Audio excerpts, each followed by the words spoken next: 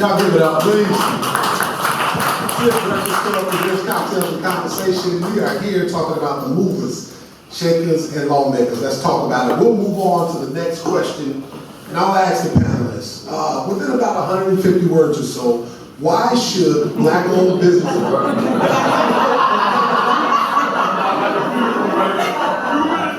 No, here's the challenge here, right? Because as professionals, we are always prepared with our 30-second to 60-second elevator speech, that powerful, impactful, here's why. Here's why you want to know me.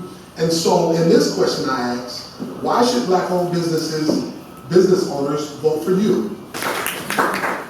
The question, will you repeat it again, please? Absolutely. Manufacturing back in here. After COVID and this disruption in supply chain, there's going to be onshoring of manufacturing jobs. We need to be going to the Congress and talking with those other elected officials to lobby them to tell them why Chicago is a preferred area to do this investment. That's why I want to be your congressman, to bring the relationships and the people I've already worked with that know me so that I can share them with you.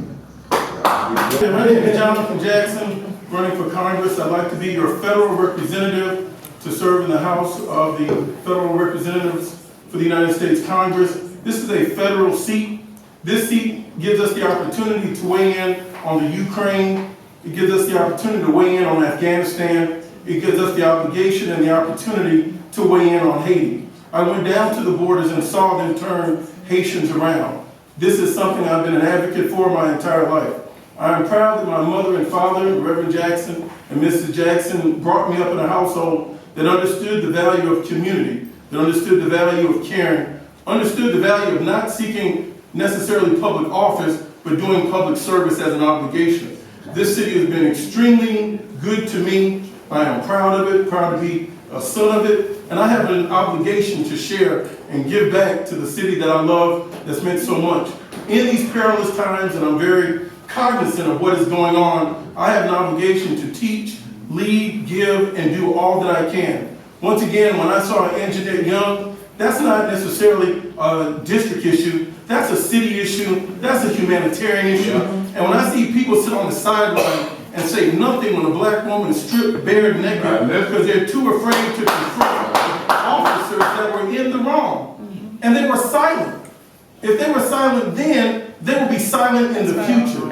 When I saw Commander John Burge torturing men, I spoke out against it. I'm proud to say I'm a friend of Gator Bradley and went with him to the White House and helped him get his pardon under the governor here in the state of Illinois. I aligned myself, not because I have a record, it's because I know all of us can be turned around. There are 5.2 million Americans that have felony convictions that are disenfranchised, that have lost their right to vote. That's a federal issue. Joe Biden won technically by 400,000 votes across the nation. Although he had 7 million more votes than Mr. Trump, he only won with 400,000 votes. The previous election, Mrs. Clinton had 3 million more votes than Trump, and Trump technically won with 70,000 votes.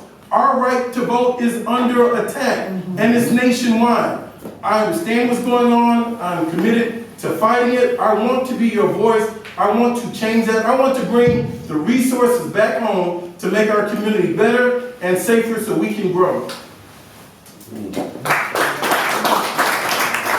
at the structure of banking, which is a federal issue. One way that the federal government could do is going zip code and area specific to grant new financial institution licenses that would let these lenders be able to invest and lend in a smaller number.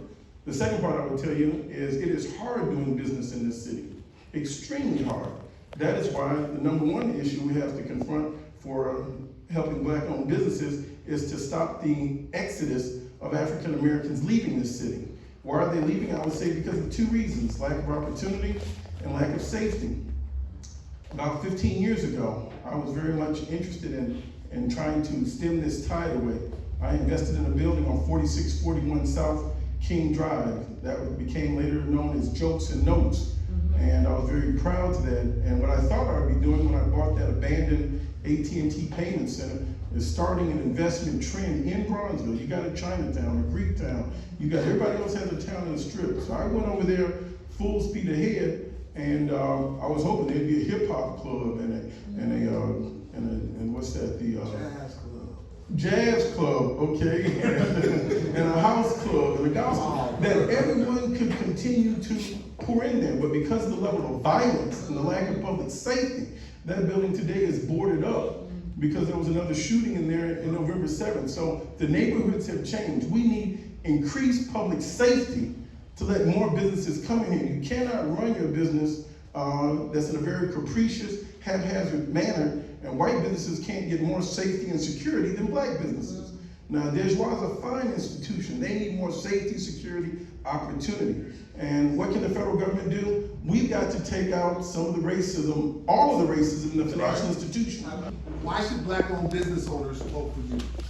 A, I am one. B, I understand how it works. And C, this relationship in the Congress is about bringing your relationships to bear that you will share. I'm proud to receive the endorsement of Chuy Garcia. Mexico is our second leading trading partner. We have to look at NAFTA and agreements to figure out what relationships we can manufacture here and also share.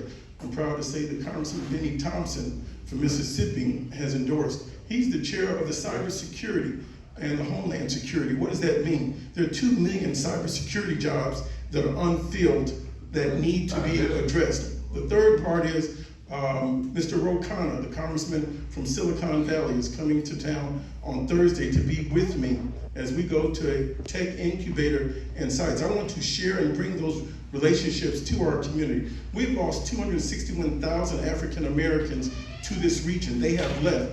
We have to bring in relationships, let people know that Chicago is not a killing field, that we want to do business. That is not our image outside of this city. We have to turn that around. The last point I'll leave you with is Ford Motor Company. We have to have an eye on the future.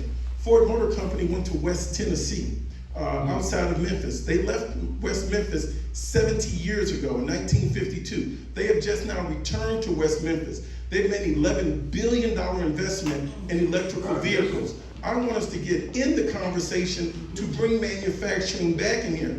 After COVID and this disruption in supply chain, there's going to be onshoring of manufacturing jobs.